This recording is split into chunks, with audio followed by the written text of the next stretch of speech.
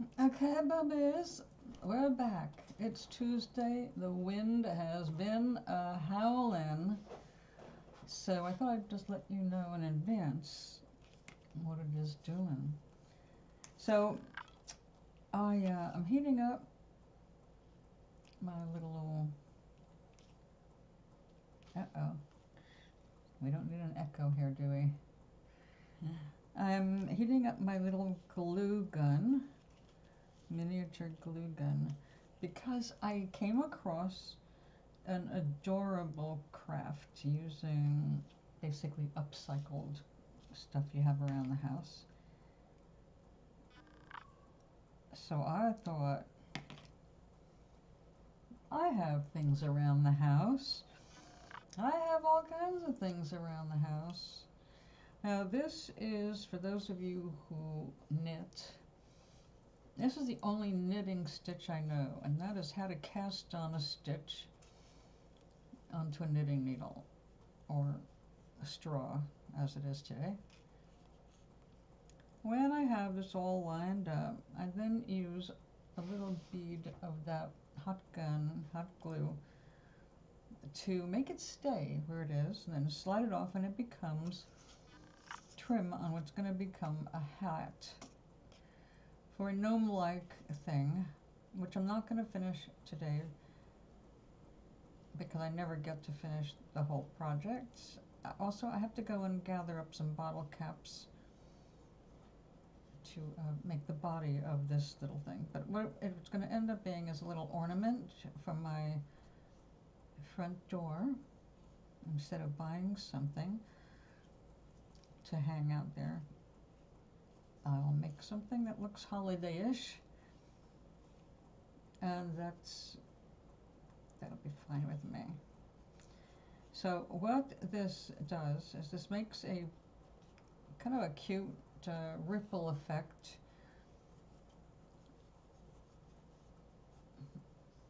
It's all fuzzy, and when you take it off this, you can cut it because it'll have the glue holding it together.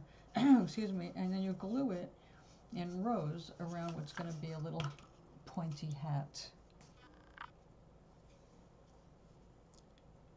And if you have like an extra long one, that's all right. It'll go around more than once. In any case, it's not hard work. It's the kind of thing you do if you're watching TV.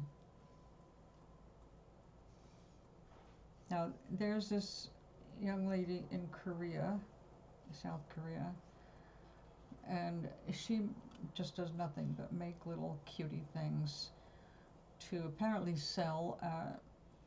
Well, somehow she sells them. But they're all upcycled kinds of things and super simple. I mean, like 10-year-old simple, making tassels, making pom-poms, putting them all together, you know, it's very simple stuff. And I really like that because that means more people who just want to get started and doing something with their hands have more options than they may have imagined. A lot of people don't want to suck at doing something, so they don't even try.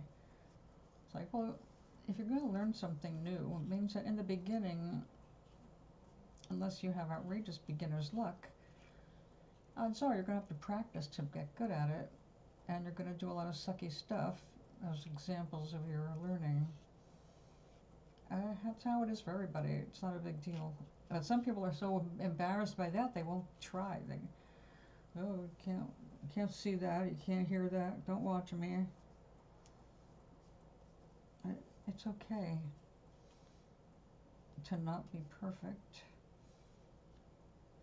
Especially when it comes to something like this, like, well, it's practice. My old mother-in-law used to love to crochet really fine stuff when she had the eyes for it. And kind of like me, after getting the cataract surgery, she couldn't see to do the fine stuff anymore. But until arthritis stopped her, she still did some really nice crocheting, tablecloths, doilies, things like that.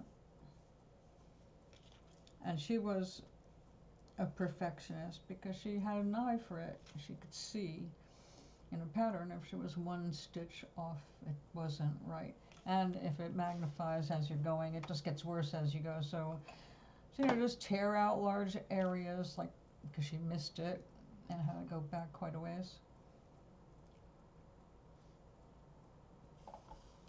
And sometimes that frustrated her, but she got used to it. It's like you just something you do. You want it to come out right, you do it over. And I have to say, I've got some examples of her work, and she was most excellent.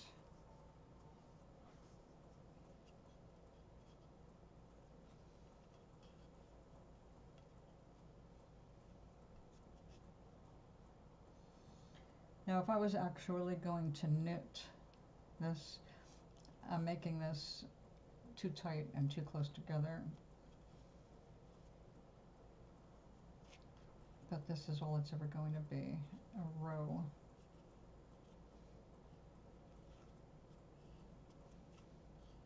I enjoyed knitting for a while. It's just that I got kind of bored after time because I didn't know any fancy things. I learned knitting and purl, the purl stitch, and I think that was about it. And then I'd get to the end of the project and I couldn't get it off my knitting needles. I always messed things up at the end. So that kind of discouraged me enough. But also I noticed I didn't like how the fabric was drying out my skin, and I stopped doing it. But I didn't miss it because I had another hobby, and that was eggs, decorating eggs, mostly like chicken eggs. And after cleaning them out, I used to build little scenes inside of the chicken eggs, which is extremely tiny work and very much one that you can mess up easily. You do break some of those shells when you're working on them sometimes.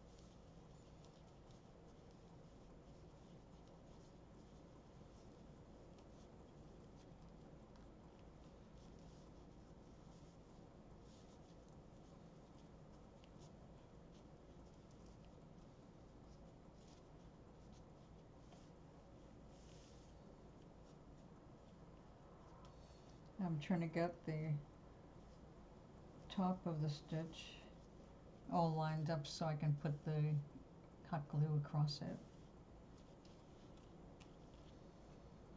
and make it stay. But this is not ready yet. We'll test it. No, it's probably got a few more minutes to heat up. It did get a little cool in New England, so the stuff inside the chamber of the glue gun is pretty solid right now.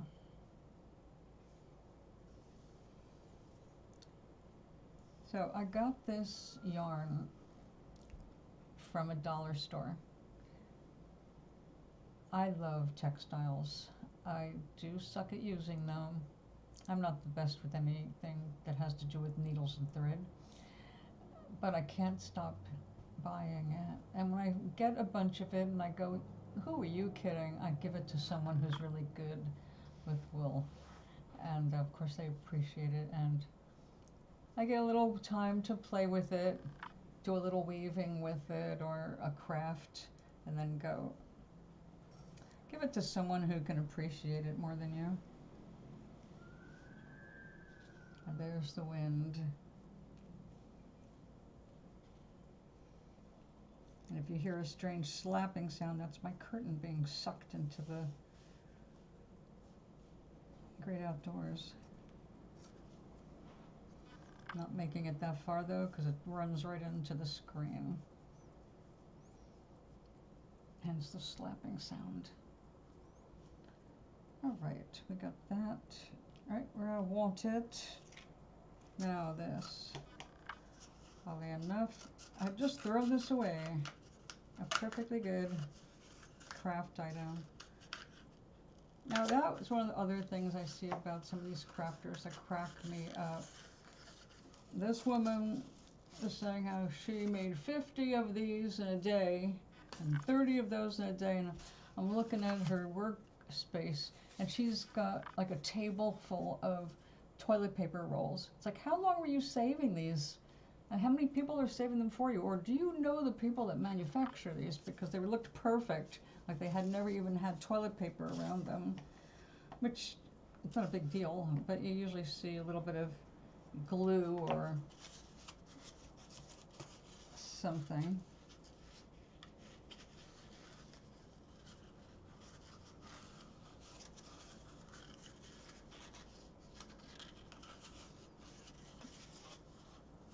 Not too tall.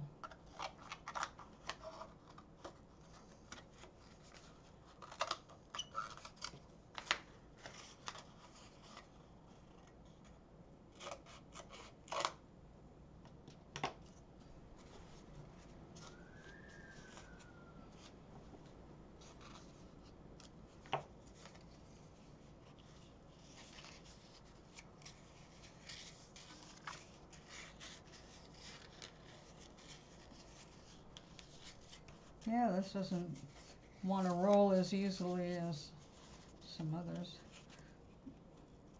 I've played with. I used to always collect the inner tubes because there's always some craft. They came in handy for, like, I decorated a top of a box, a gift once, with a castle. You know, a little castle, like in Castle in the Clouds. And I made the castle turrets and all that right out of toilet paper and paper towel rolls.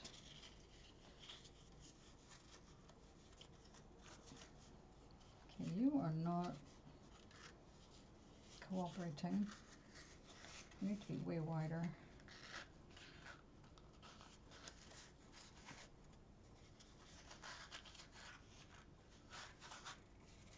I'm gonna end up making this out of regular paper.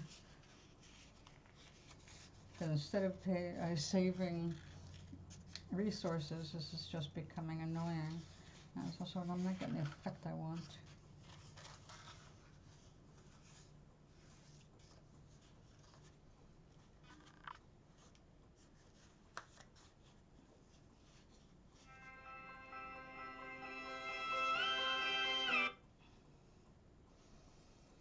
That company will just not listen to me, say, stop calling me.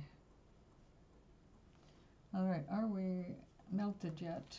Yay, finally. All right.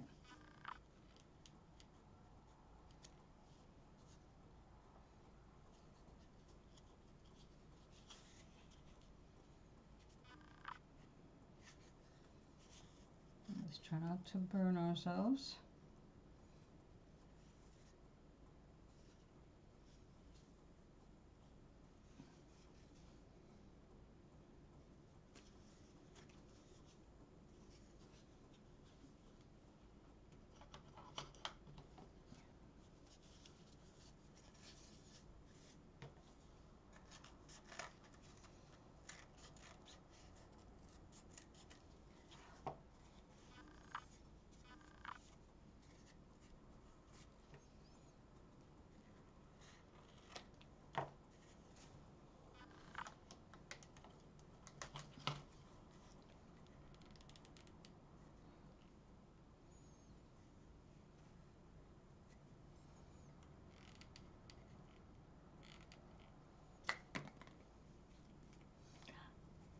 Okay.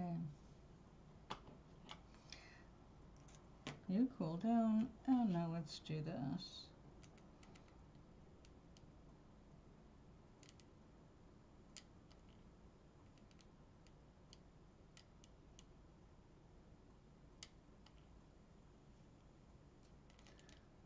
The fun part of this is when you take it off, it's kind of springy. At least watching it being done, it looked like that. And I think that'll work.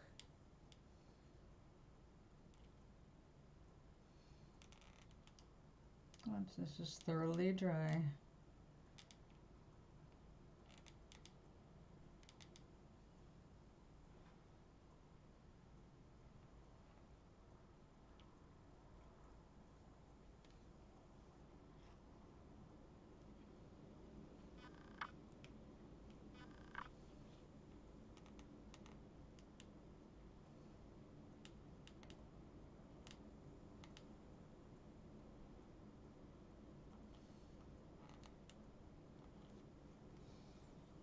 All right.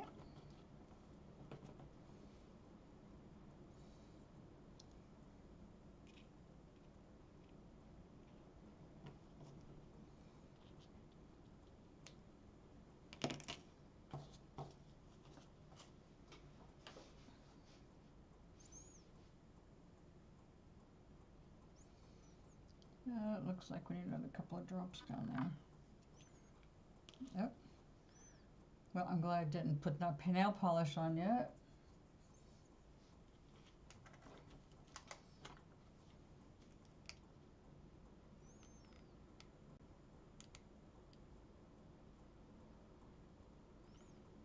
There we go. I think that's it.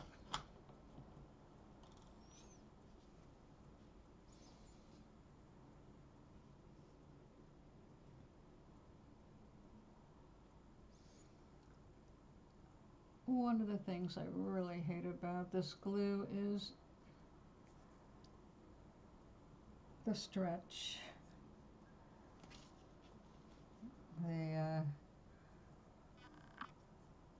It's like mozzarella, except even longer.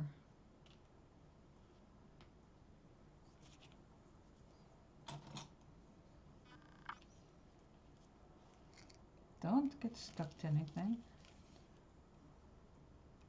Just cool so I can drag you off this.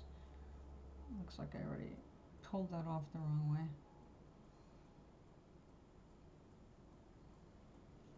Let's try fixing you.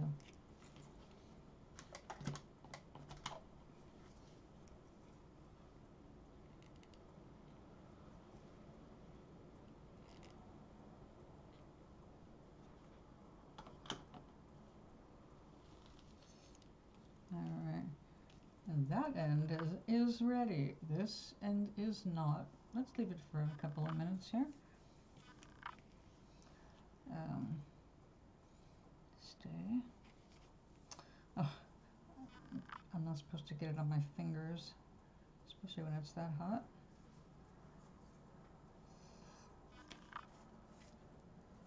Alright, well this is thoroughly cooled.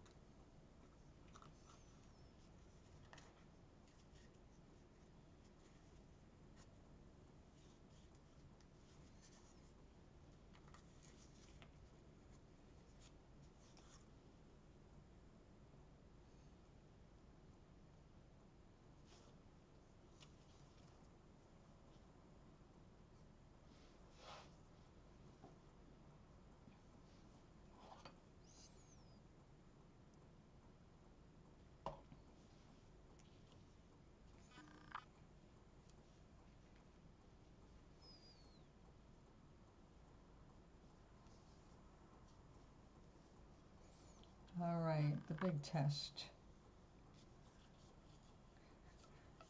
The big test. There we go. Okay.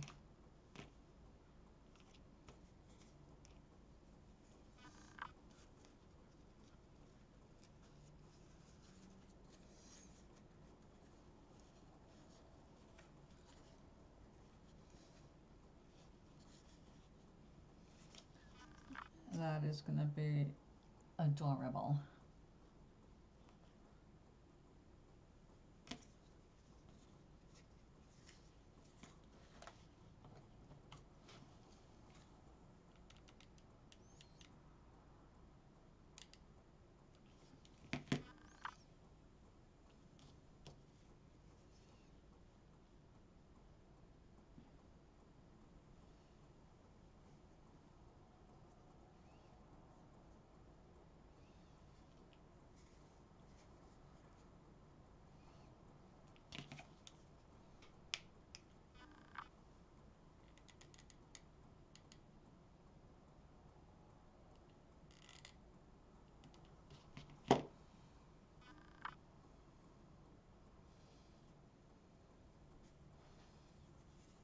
Ouch. Easy now.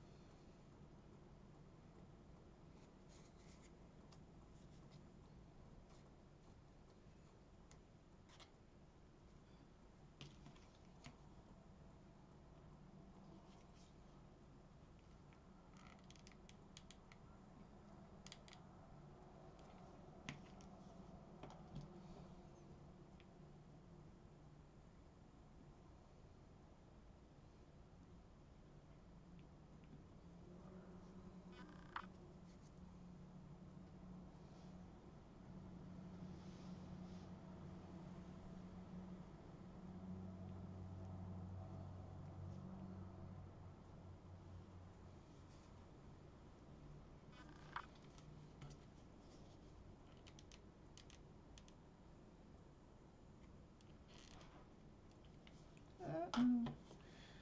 Be careful.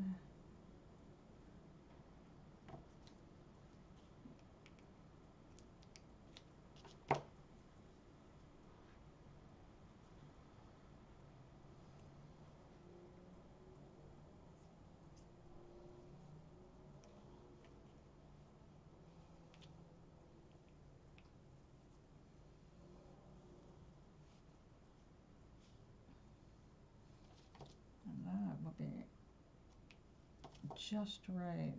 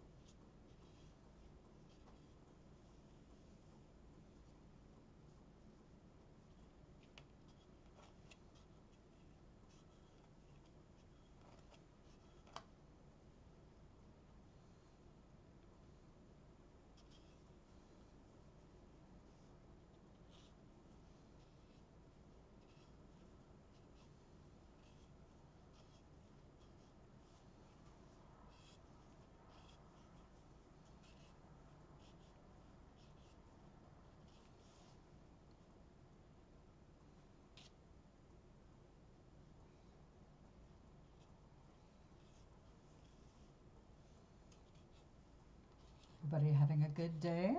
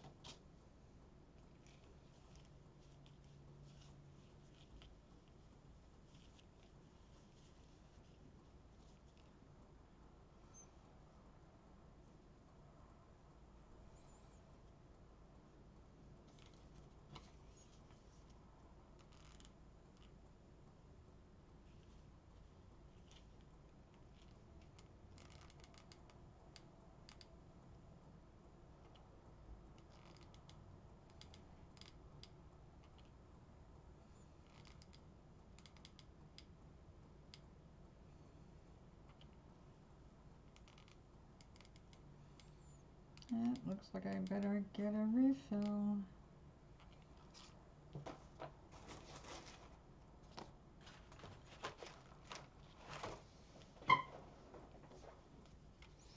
Yeah, stay there. I know ya, yeah.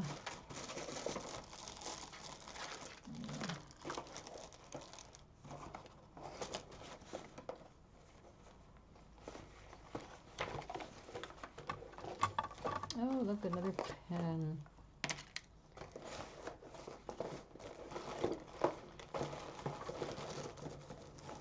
There we go.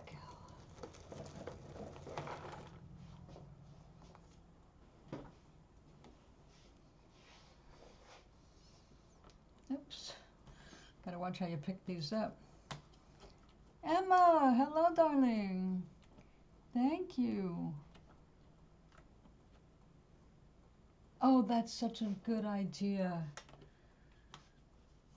This is like, this isn't crocheting. It's, what I just did was like casting onto a knitting needle to do a knit. But I only need the one row because I'm not going to make it bigger than this. I needed to freeze it this size so I can glue it around here to make, well, we're going to make like a hairy Christmas tree.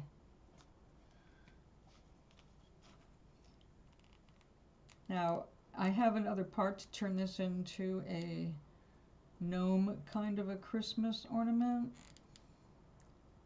But see, I don't celebrate holidays the way most people do. But I do love the festivities and the food especially and the singing. I like people getting together and at least trying to uphold the principle of opening their hearts. So I'm all for that.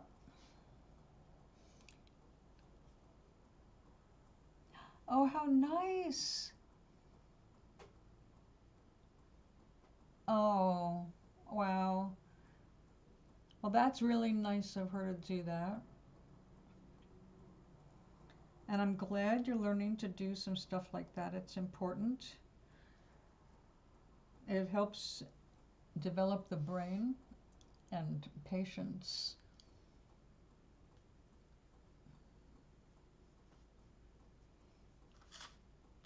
So when this is cool enough, I can peel it off and then do that. In the meantime, that's got to cool. There was something else I wanted to do.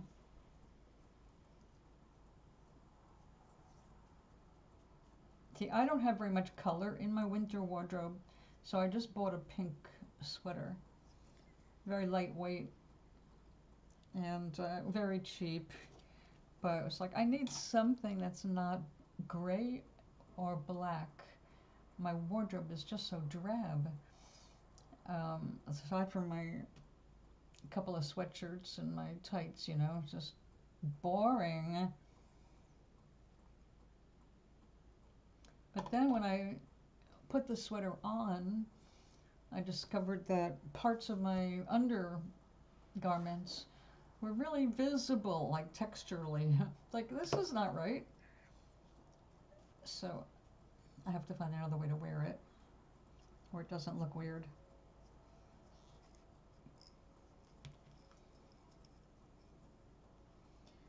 Now, you know how artists get attached to certain colors sometimes and they use them a lot in their work for a while? I fell in love with this nail polish, but the problem is I can't find it anymore. The company is still around, but I can't find this color. And I love this color because it is silver and gold, or champagne. But because it's silver and gold, it goes with all of my clothes, which sounds like it's hard to do. I love different colored nail polish when I take the patience, you know, to do it and can stand the smell. But now this bottle is so old, it's getting really thick and it's hard to get out. But I'm trying to get at least one more wear.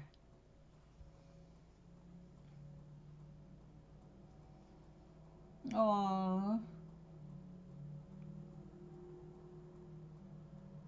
That's sweet. Well, you'll see her again when she's not sick and she can make up for it.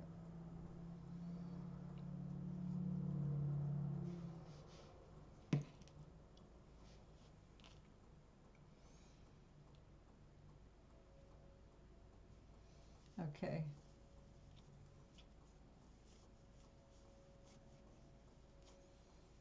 Now the glue, being a polyvinyl,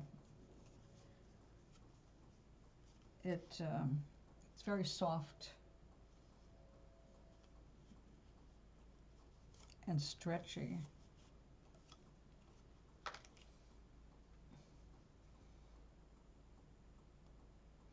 Yep, you can't pull it too hard. We don't want to do that. Let's go and fix that. Ugh, that nail polish stinks. Anyway, I went out with this nail polish to a half a dozen stores over the last months, and nobody has anything close. I've even looked for the right silver and the right gold to mix. Nope. They came up with a brilliant color and then dumb, gone.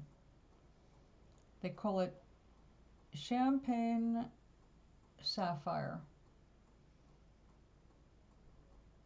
Champagne sapphire. A metallic finish.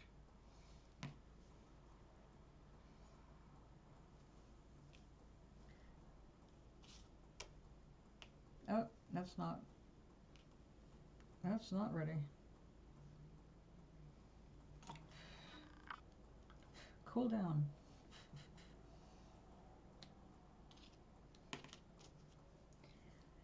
Yeah, this is probably it ended up where it is because I'll probably get down to a point I'll see where it's knotted together instead of it being one continuous strand. And sometimes when they do that, it just goes into the seconds, but I can get a really good deal on it. And they only had like 3 colors available. And because I'm not actually actively doing anything, I got winter white because I figured, well, I can always use it for something. Hanging ornaments.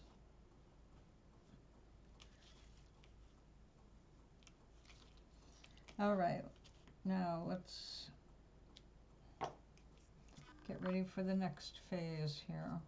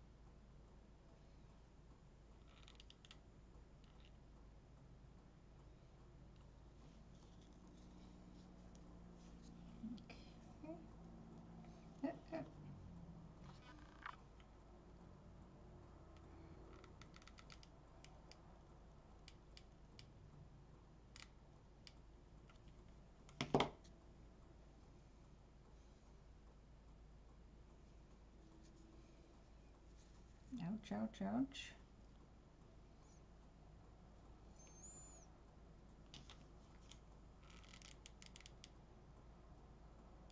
A little hot underneath that.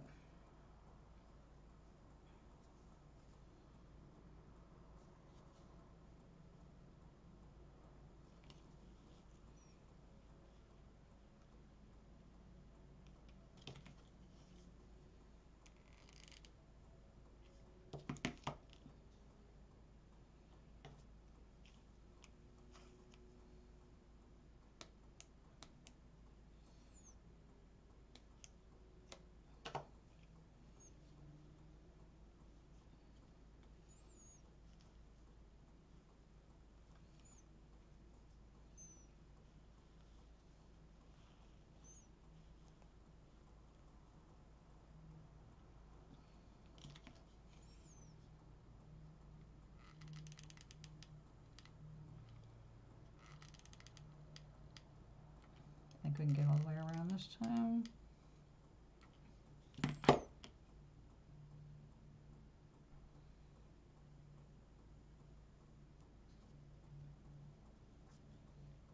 Ouch. I got it on my finger.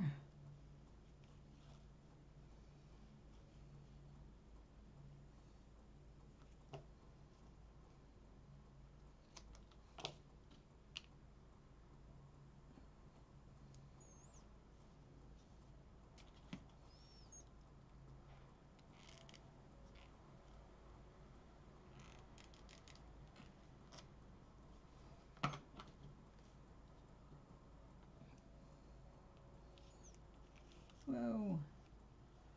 Settle down.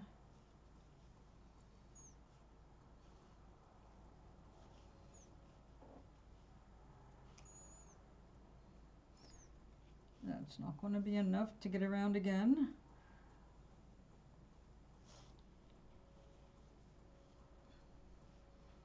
All right, one more. After I remove all the hot glue from my skin.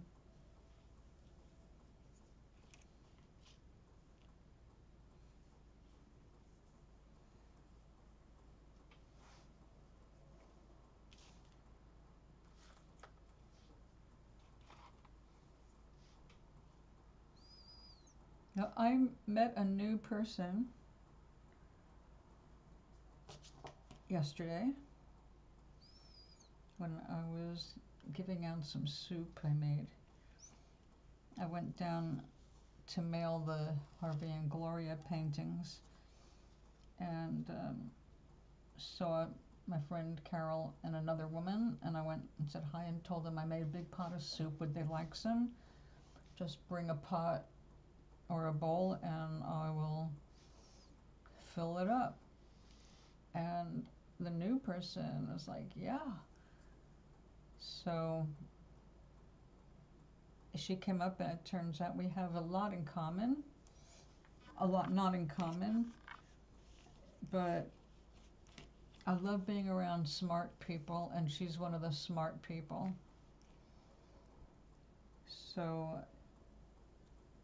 I had her, I gave her the tour of the paintings and a little background. And see, she too had the idea of doing something for this community, knowing that our food stamps were going to go. And, you know, we're like, okay, we don't have much money, but we know how to make something out of nothing, and we can share it. Make sure people have something in their bellies anyway. And we don't have the capacity like a soup kitchen to take care of everybody. We've had hundreds of people here. But nobody should go hungry.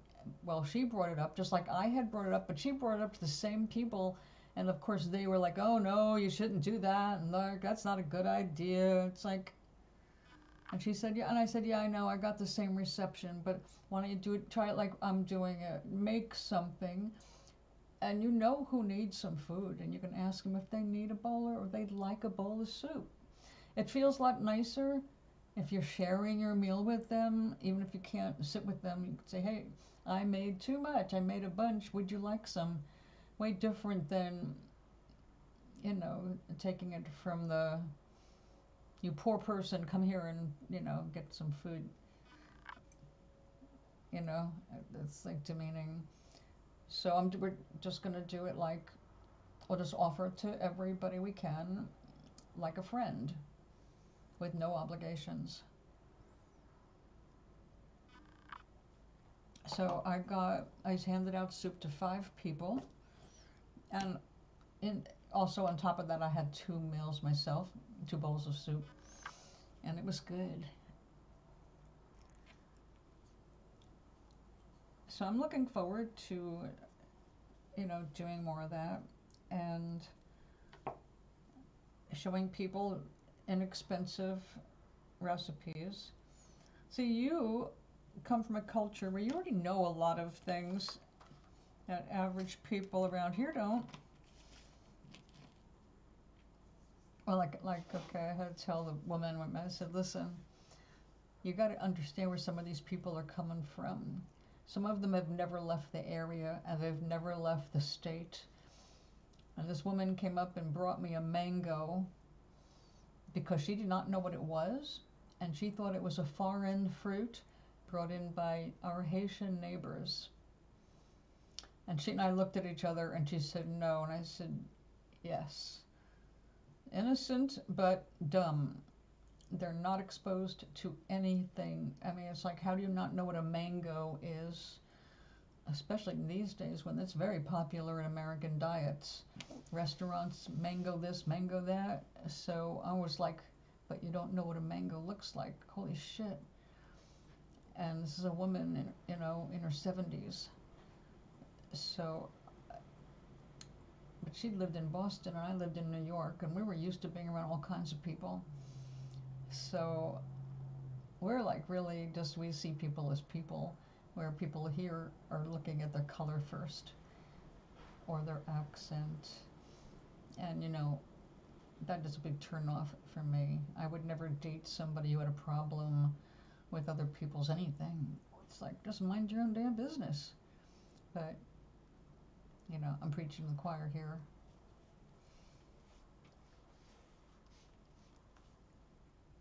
So yeah, we're going to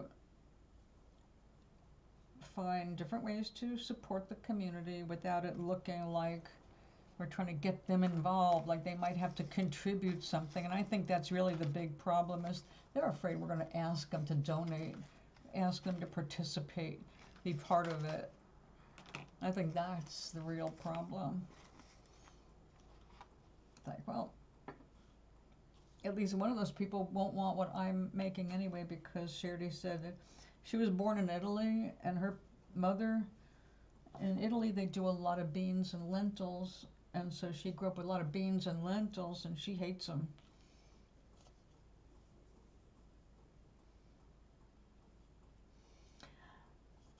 Yeah, like all fruits and vegetables, where you live depends, availability depends on where you live. Not everything makes it across in an import. Sometimes it's too expensive, sometimes it's too fragile. We grow something down south in the wild, really. It's a shrub called pawpaw, and it makes this banana-like custard in this weird shaped pod, but they're very fragile and they can't take, it's like custard inside. So they bruise very, very easily, and you very rarely see those in a store. And if you do, it's most likely a southern store where it didn't have to go very far. So I can understand when people would see a pawpaw and go, what the hell is that? And ew, I'm not going to touch that. So yeah, different regions, different fruits. Like, I did not grow up with plantains. I'd seen them because, like I said, New York, lots of people in New York from Puerto Rico, from Jamaica, from Mexico, mostly on this coast. I'm going to say what I grew up with mostly were Puerto Ricans, Cubans, people who came up from the Florida side. When I moved to the West Coast, that's when I met more Mexicans, and I love the Spanish people. Having been around them, having grown up with some, it's so respectful. They're really a very respectful culture.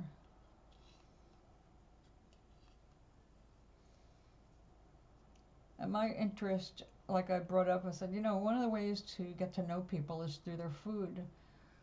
We all love to eat. We all have to eat. But depending on where we came from, we've got different spice palettes. We've got different kinds of vegetables and fruits. There's stuff that grows in the islands, like in Haiti, Jamaica, the Bahamas, all that stuff that does not grow in the mainland, except maybe parts of Florida, I suppose. But generally, no, you don't see it. And the only time you see it is when it's canned and imported for the people who moved here from those islands.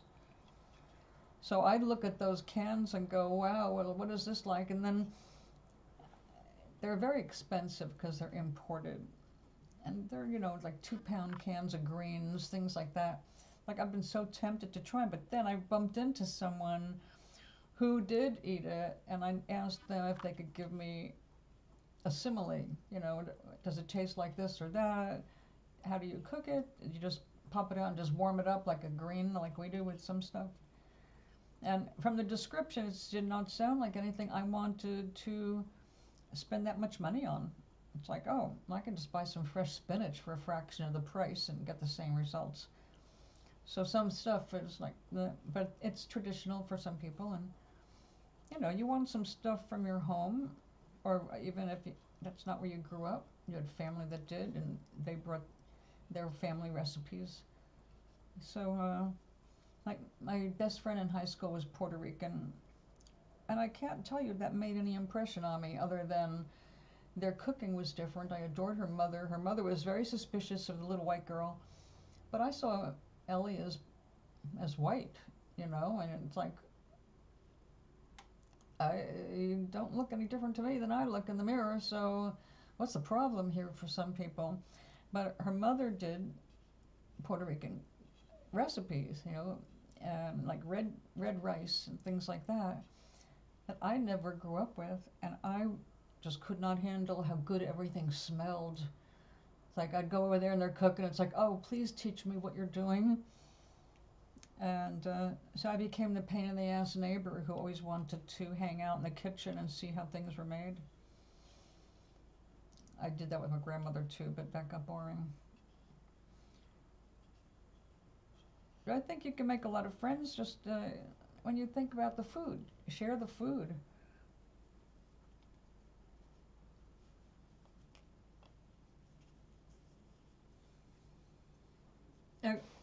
Okay, I was looking up flatbreads again. Because you can make a flatbread out of so many different things. It's mind-blowing. And the different variations on a flatbread. What's cool about it, though, on YouTube is when you look up a flatbread, like a lentil flatbread, and you see the different ways of making it, but you look at the comments, and you see people from all over the world saying, oh, we make that, in India it's called this, and this is called that. It's like, oh, they've got all the different names, and they offer the different things they add to it. It's like, oh, we like, cumin seed and coriander leaves, and they have a bunch of different little things they add to say, well, to make it this, make it that, add this if you want it fluffier. It's like the comments are really a valuable section when you're looking at recipes.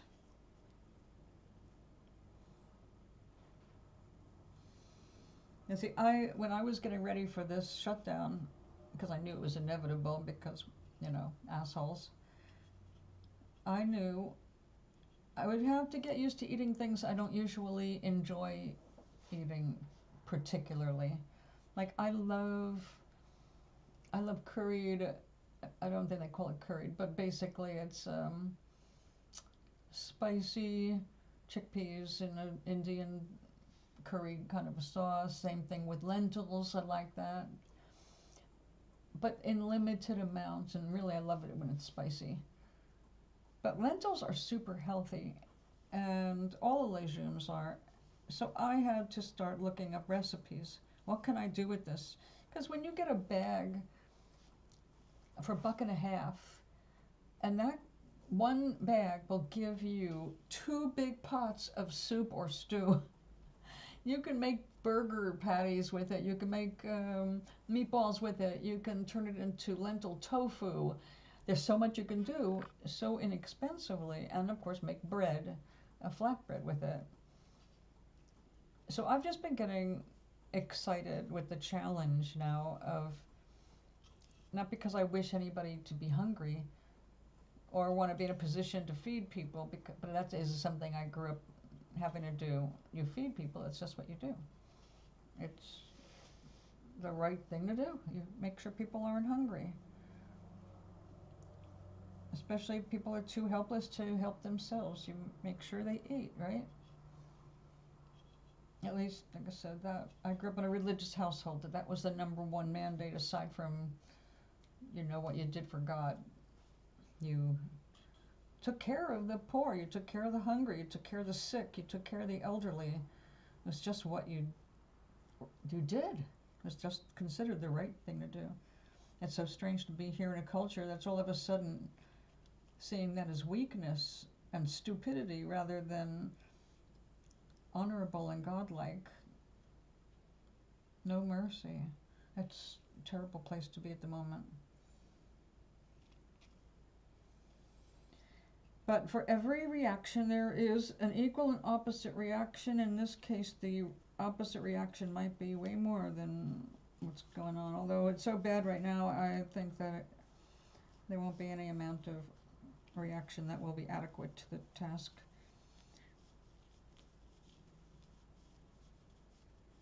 We have so many criminals running the country right now.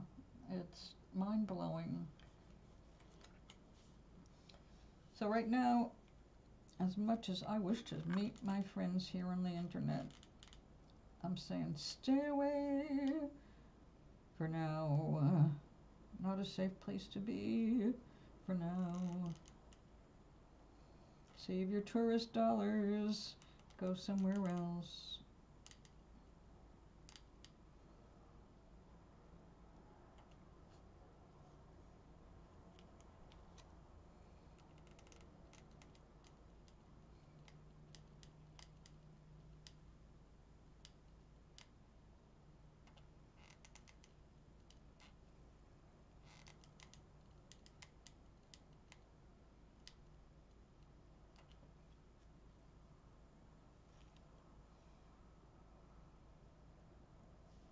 So you were getting into plants and doing some cooking a year ago.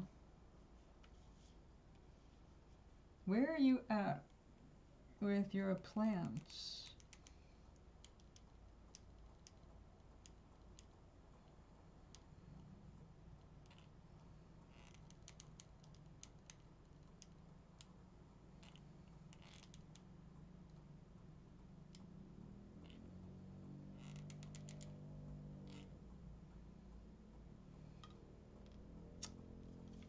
Okay.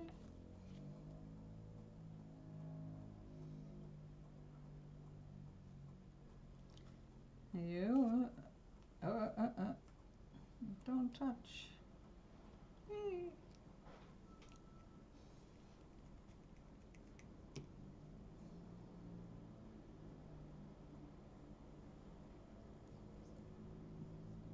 Excuse me. I can't believe how much glue I got on top of my fresh nail polish. Da, da, da, da. Oh well. No more, huh? No room? No time? Get an air fern. I used to think they were fake, but they're not. They're real. They don't need soil and they don't need anything but something to stick in. And they just live on the moisture in your air.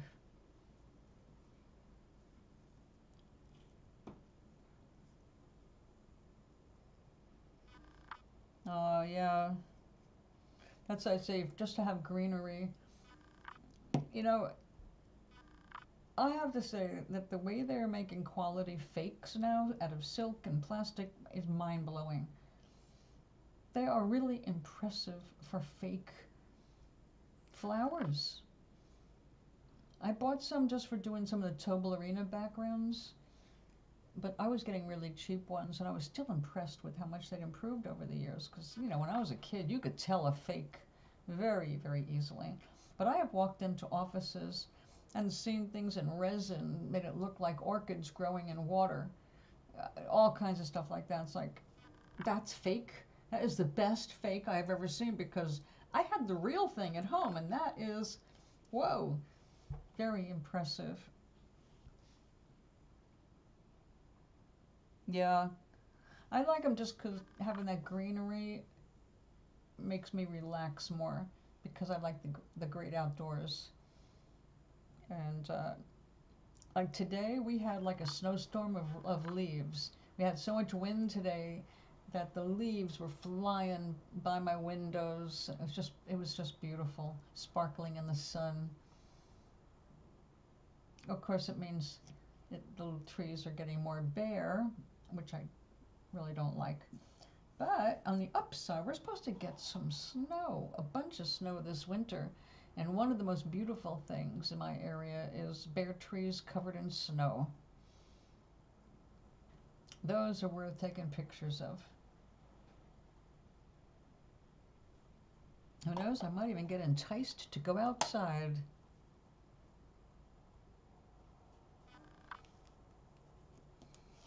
All right, this is ready.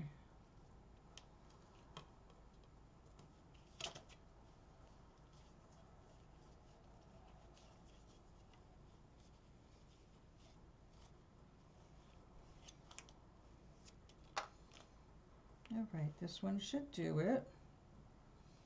Pretty sure.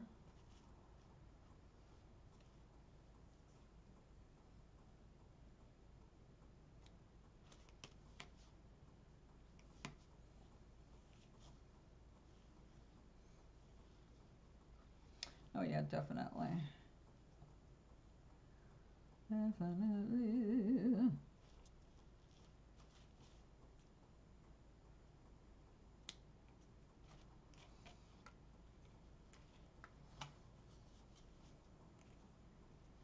But I am glad that you were too busy to miss any of that.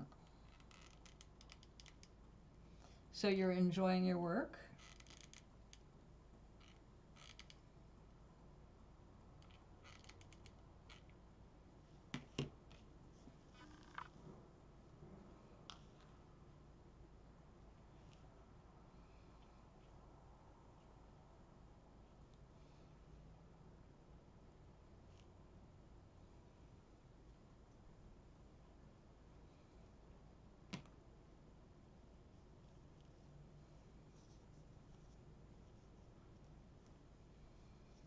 Nope.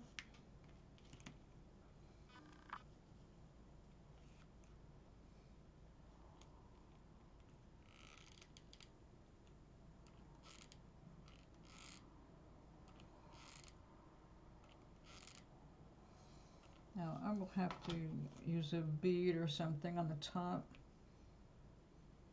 Ouch, ouch, ouch. Watch what you're doing. Silly human.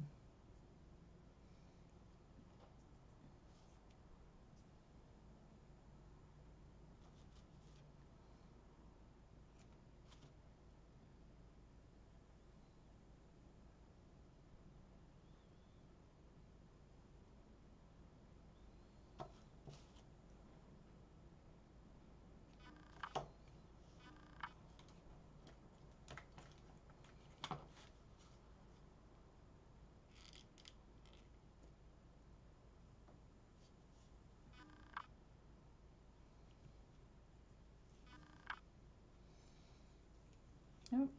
I think I need one more little stick of glue.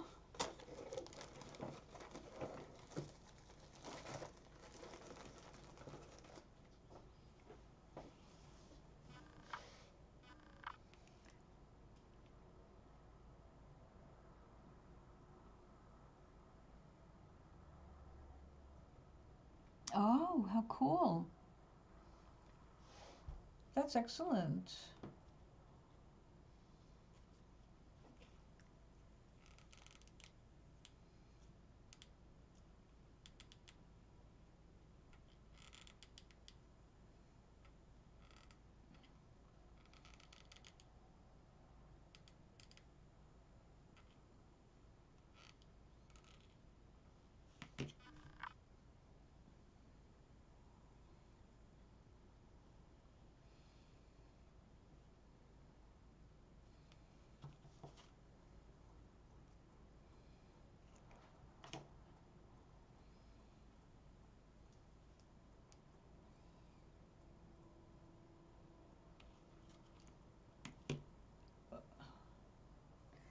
A little of that fell through the bottom. Okay.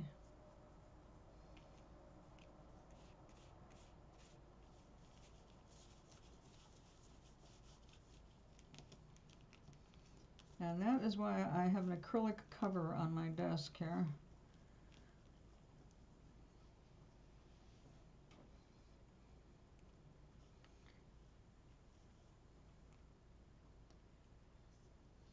Okay.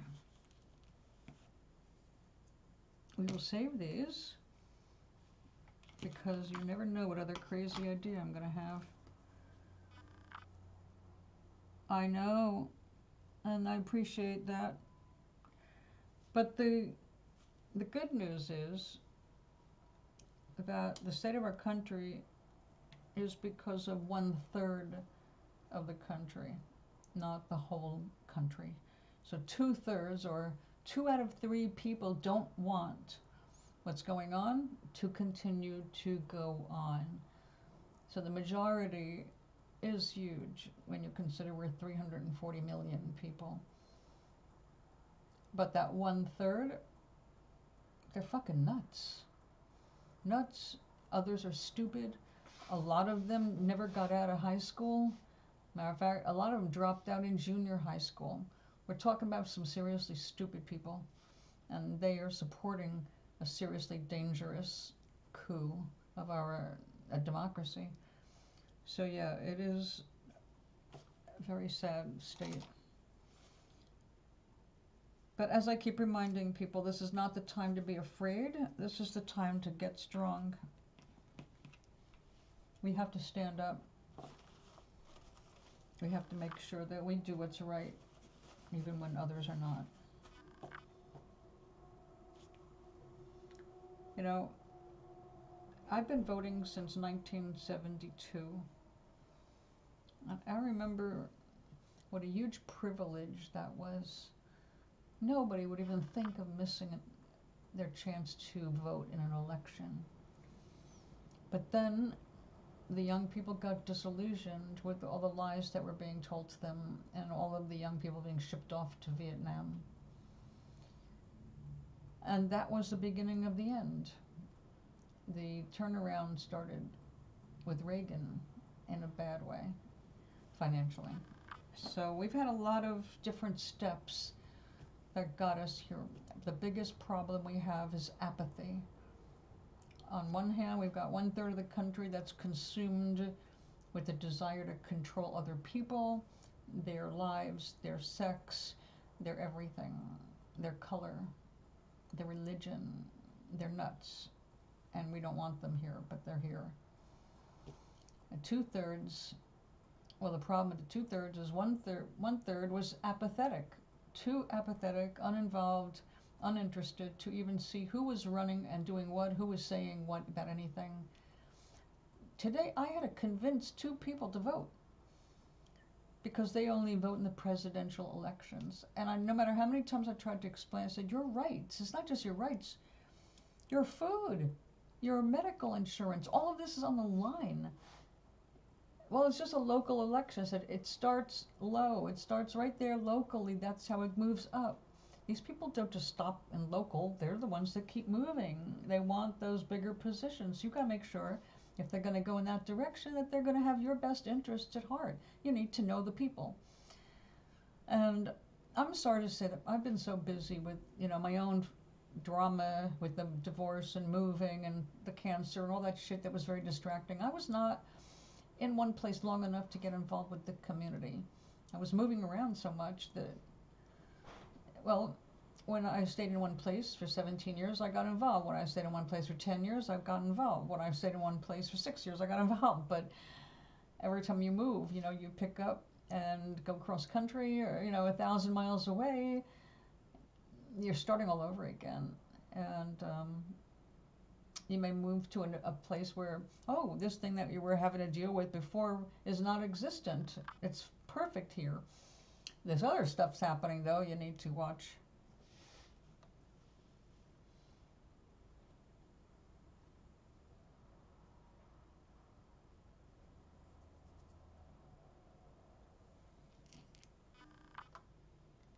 Oh, okay, my friend got out there and voted on the way home.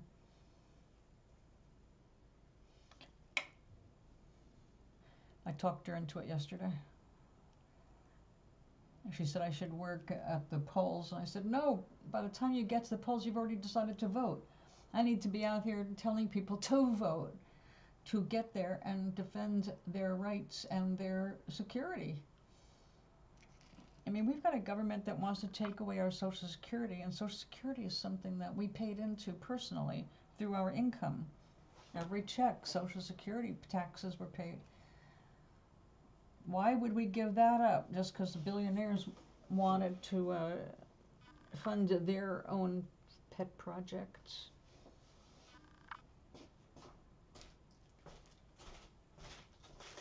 Okay, enough about them. I have my pet projects. I'm working on holiday stuff because one of the things I like to do here is make my own holiday cards and put them on everybody's doors so most of them, some of them anyway, will know that I made them. But most people don't know because I'll just go out there. We have these little clips on outside of our doors so that management can put our notices and newsletters and all that stuff up. So I go around when nobody sees and I clip cards on their doors. So it's anonymous for many people, but some people, like everybody on my floor, they know who it is. Or actually, maybe not everybody now, because we've got a few people moved in and some moved out, so.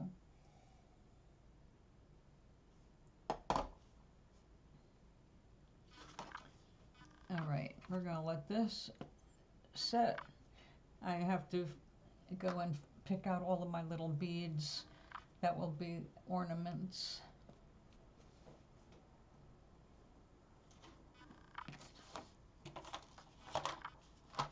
So one of the holidays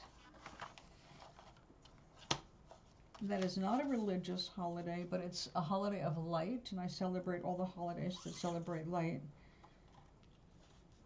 is Kwanzaa. And that is a holiday about kindness and supporting your community. And when I did my calendar, I wanted all my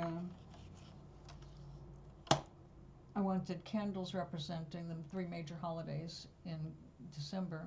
That was Hanukkah, Kwanzaa, and Christmas in that order. And I cut everything out of felt and colored paper.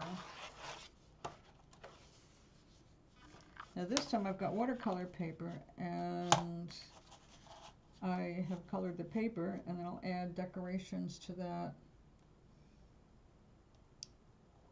Okay, I'm going to probably have to replace that little knife. That is just not doing a clean enough job.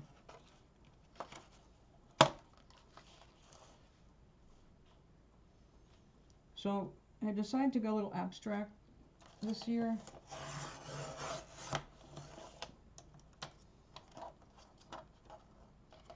And my trees are triangles. And they're getting glued onto colored backgrounds. So I made different colors that I'm cutting up.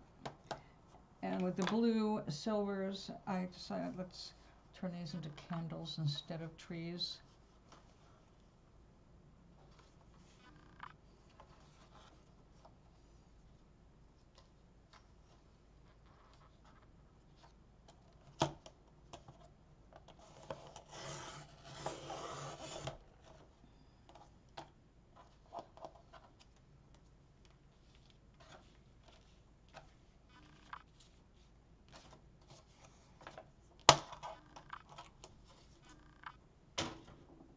All right.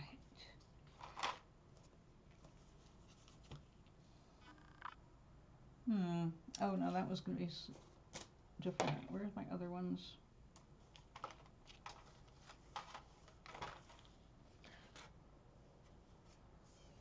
All right. Now those are landscapes. I still have to make a bunch of little cards to carry around. You know, I like to give them away.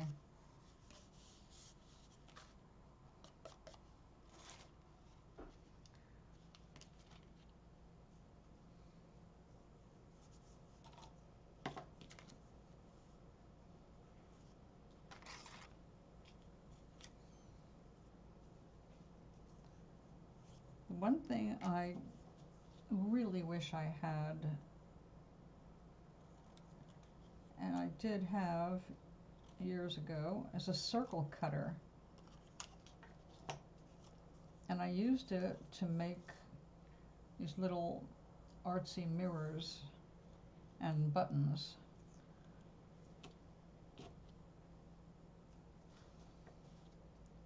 Because it's hard to make a perfect circle. Actually, it's hard to cut one out. You can draw one with a compass, but try cutting that out, right? It's not easy.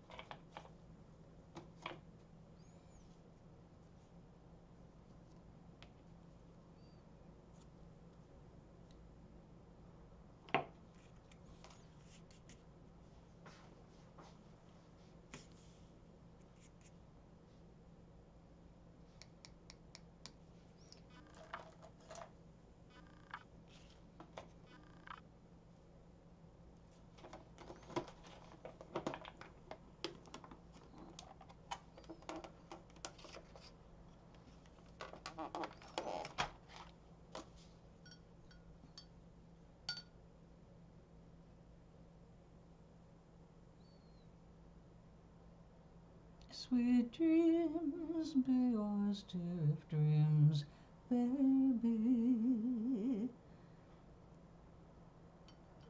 I'll see you soon. And hello from Charlie.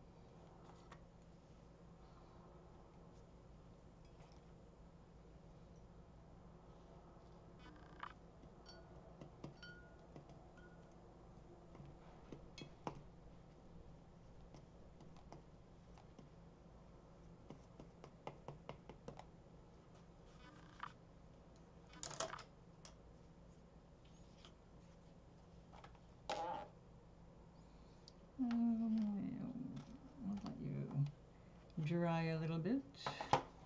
Close the lid.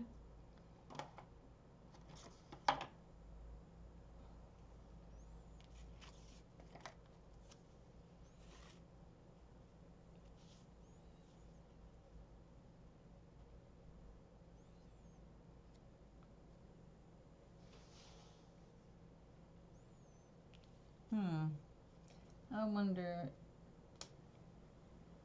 if we use hot glue instead of a water-based glue, if that would be give us a bit more dimension.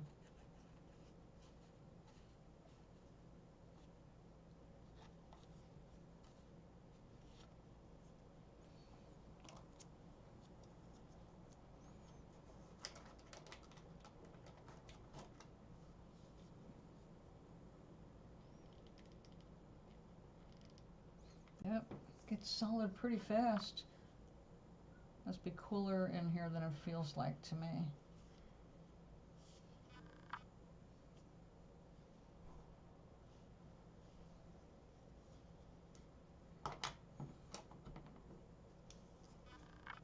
Make sure. Yep, okay. Just making sure it's heating up.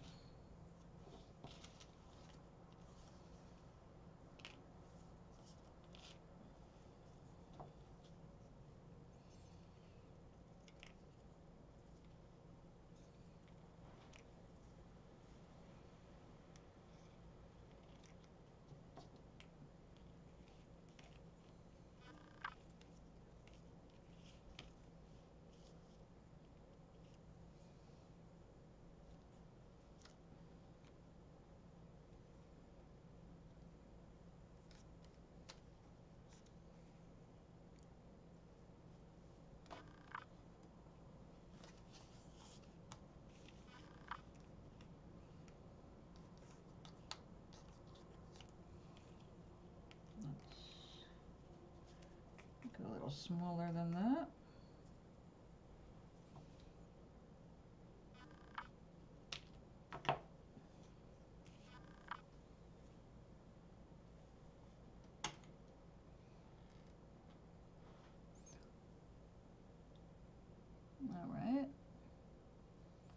It's almost ready.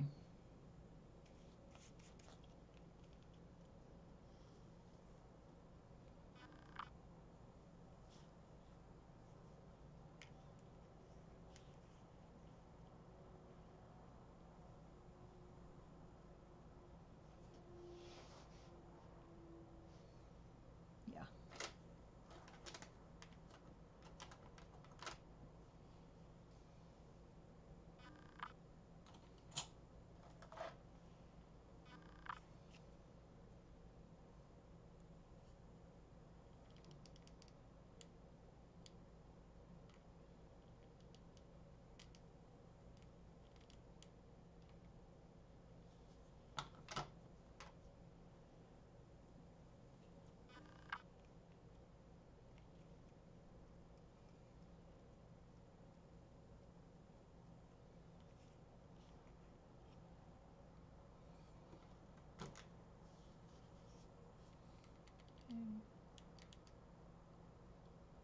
I see Maui said yay.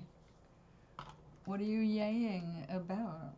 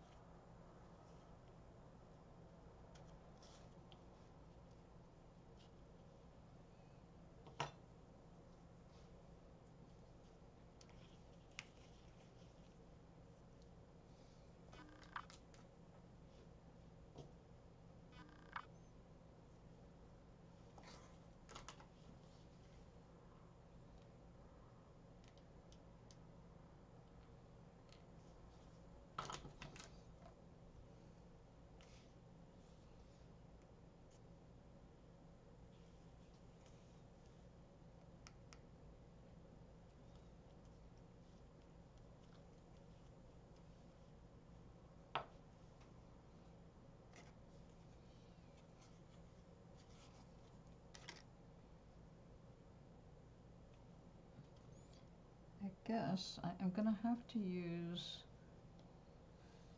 acrylic.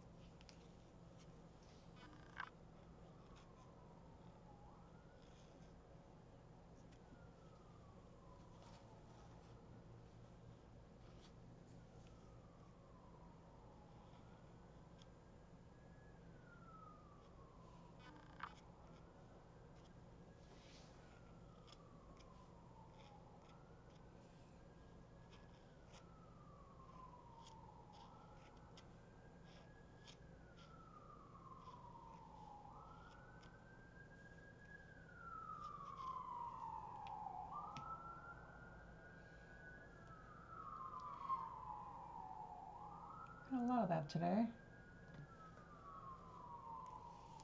Not my favorite sound.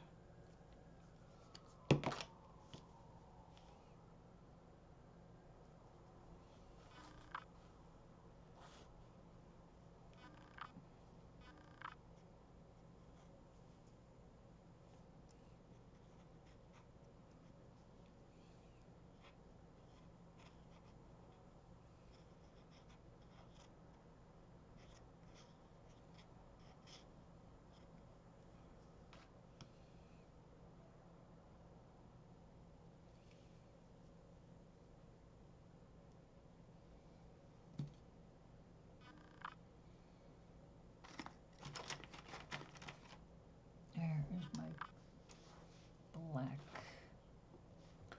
There we go. Wait a second. This looks like blue and black.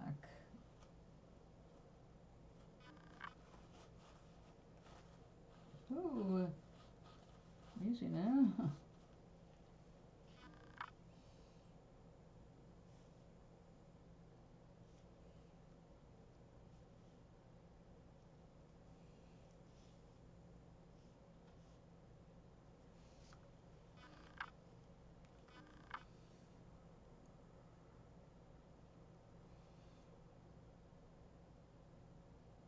Man, I wish the silver paint was as bright and happy as the gold. It's definitely not. It looks like gray, no matter what I do. Okay, you have to dry before I do anything else. You.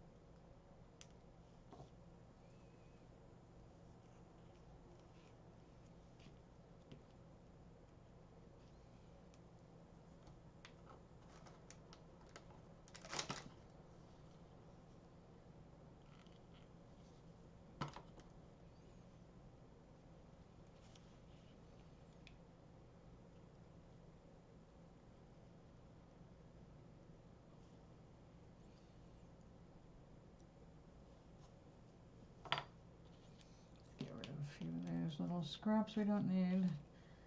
I have enough stuff hanging on my desk.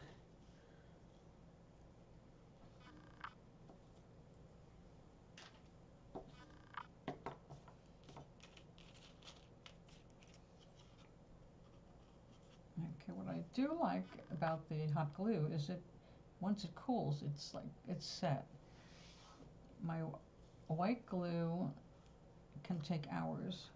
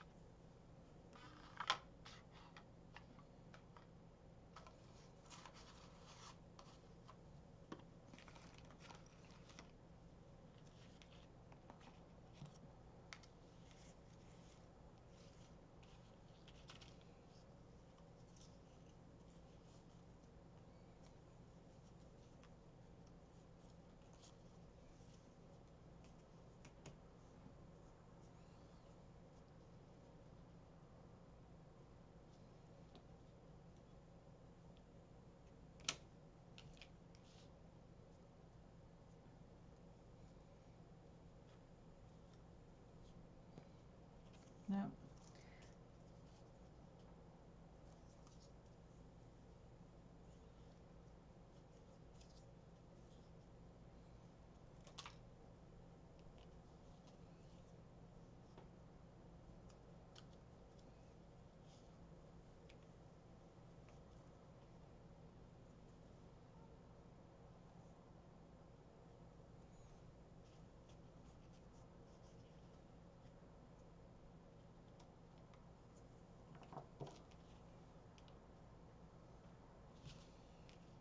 All right. Make a bunch of candle ones. Now I got these for doing something bigger, and I never did work with them, but they're super thin wood. Excuse me.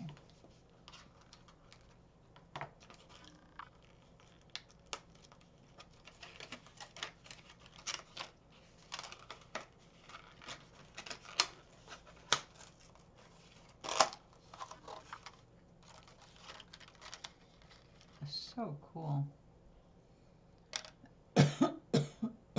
Excuse me.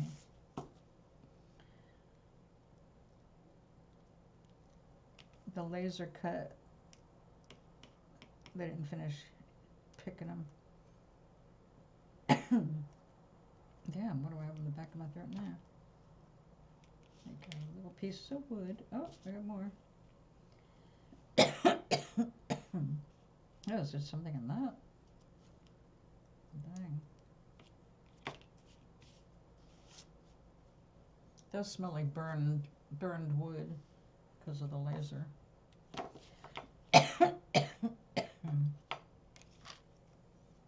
Oh, there we go, another one.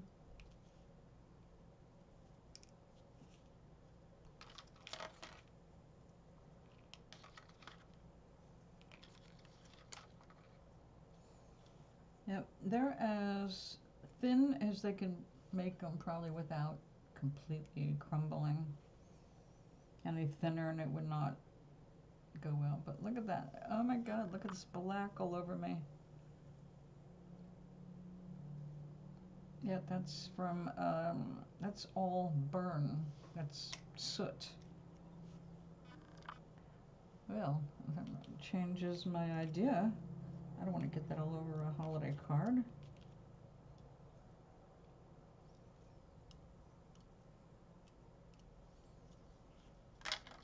All right.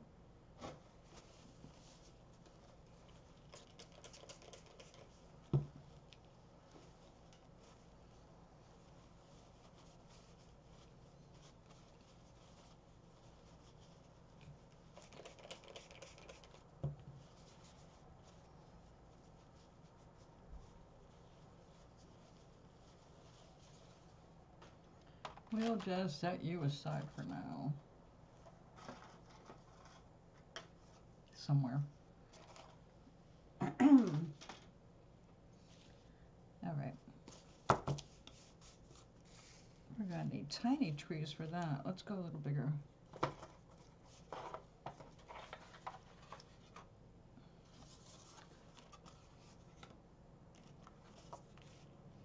Now we're talking.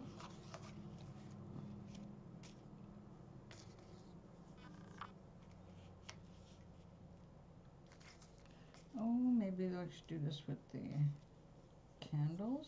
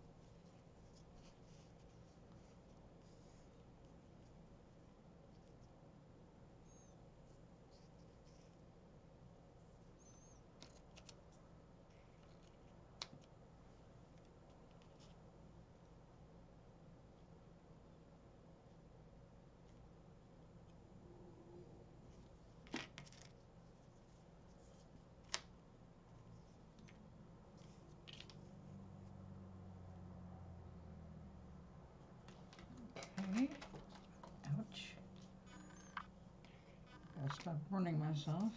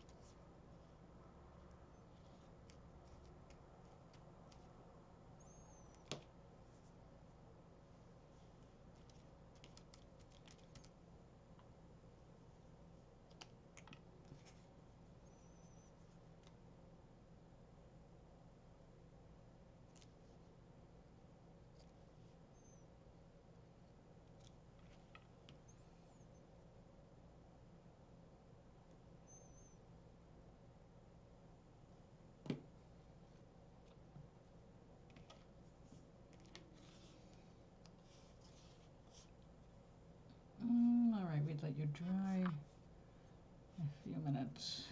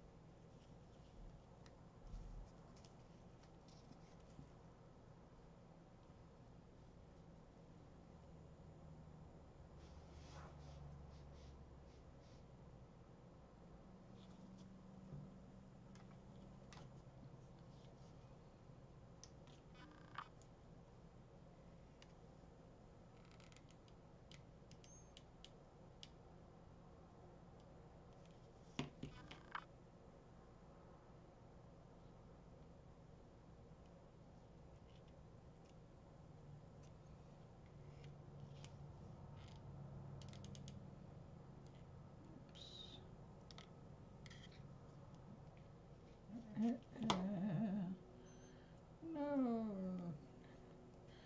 the busted. That's going to require some cleanup.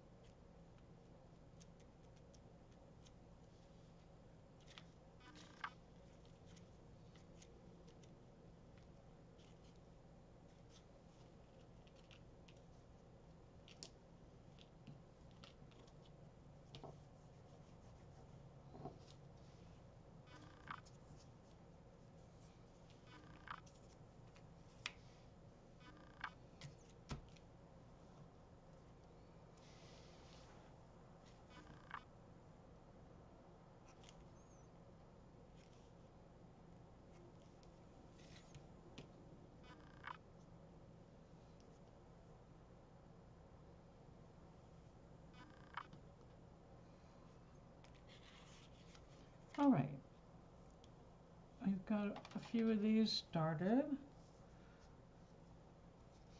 We'll come back tomorrow and we're going to use watercolor pencils to do some background stuff. Or I might actually employ glitter, which I haven't used in a very long time. It is the season, and I do have glitter.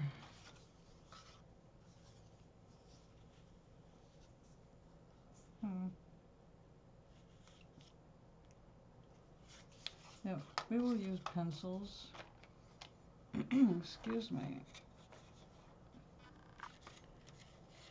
And we'll do the flame parts tomorrow.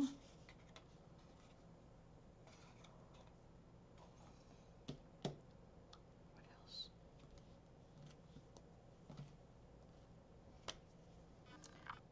Okay.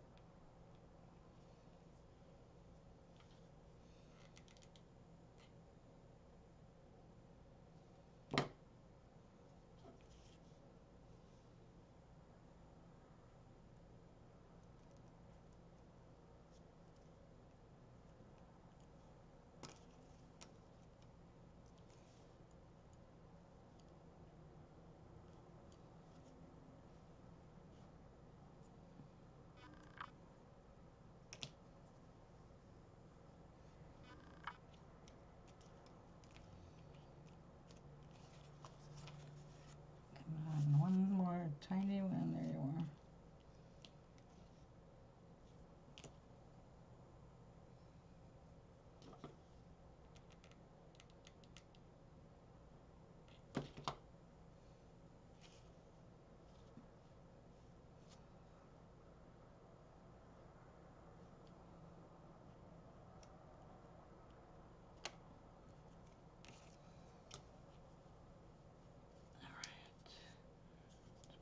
Away. Let's move you so I stop knocking you over.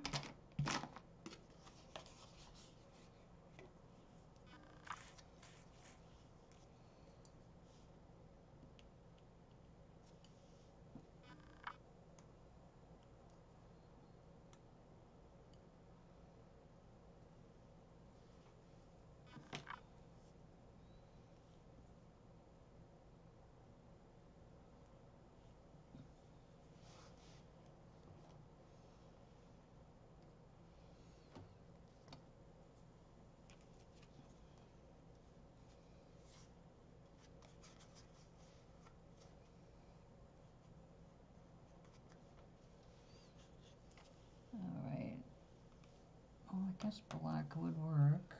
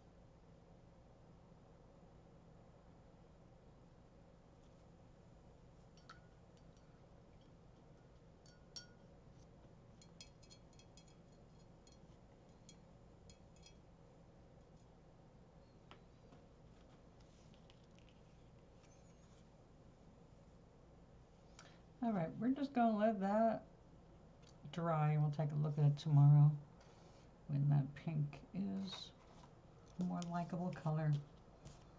All right, let's get a backdrop for tomorrow.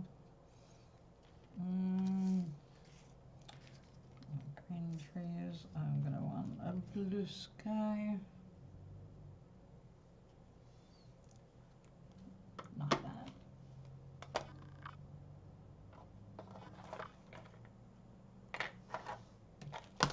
Oops. Stand up. Oh, maybe not. Come back. Go with this actual sky blue.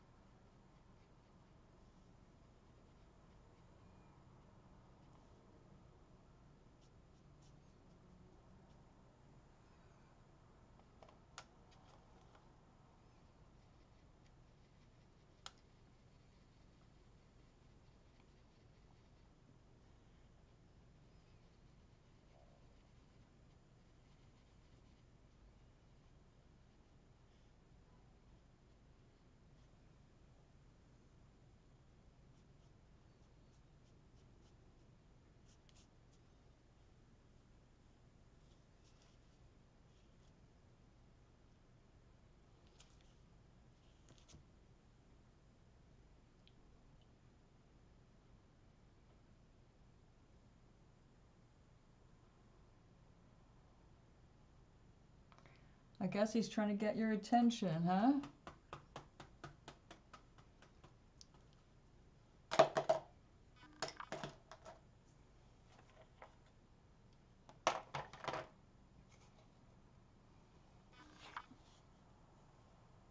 All right, that has to dry until tomorrow. That's got to dry until tomorrow. Yee. Try not to knock anything over before then.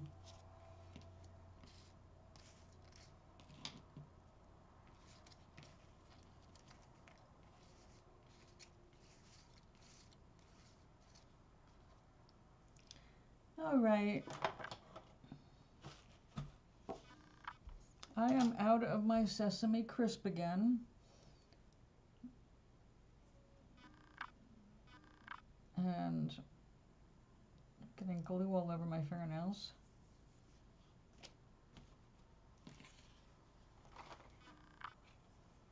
What time is it? 3:18.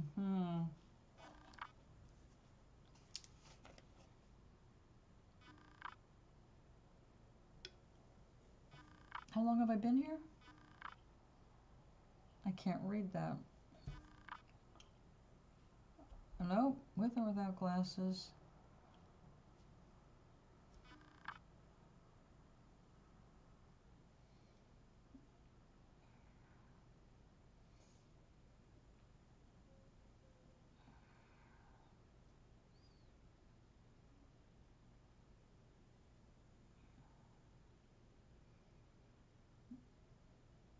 I have used 0.81 gigabytes of my 1 gigabyte.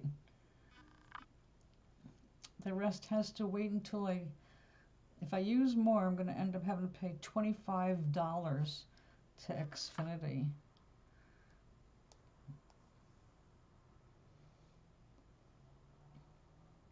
Now, today, my friend and I went to vote. And I thought, because she asked, "Well, you want to go anywhere else?" I was like, "Well, why don't I take you out to a sandwich breakfast?" Someone said that the Dunkin' Donut sandwiches are pretty good. So he went there, and it turns out they took nothing but cash and orders that were made over the Dunkin' Donut app. No debit cards, no credit cards. It's like, what? I don't carry cash.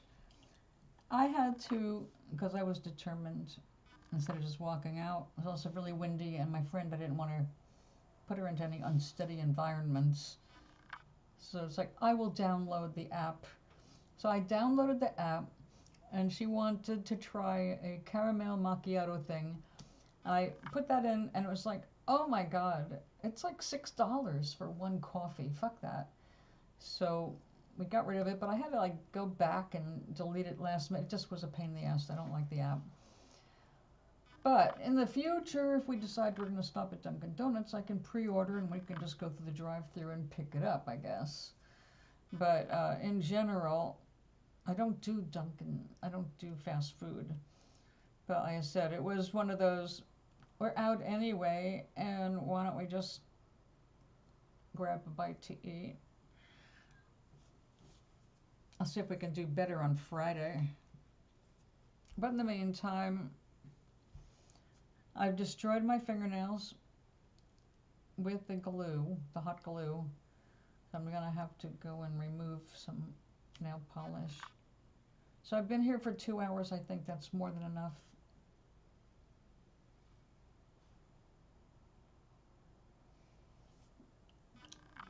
And I've been here for 2 hours. So I'll be back tomorrow. Tomorrow is Wednesday, right?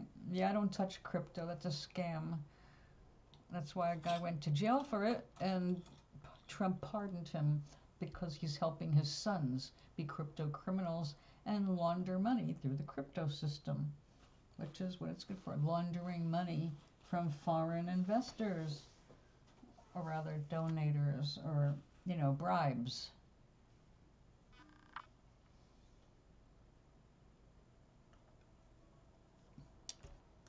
So Trump was ordered by 2 judges to pay out our SNAP benefits. But they're trying to say, oh no, it's going to take months.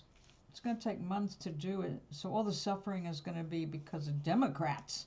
It's like, no, it's you holding up the Epstein files, and keeping the government shut down is exactly what you want to do.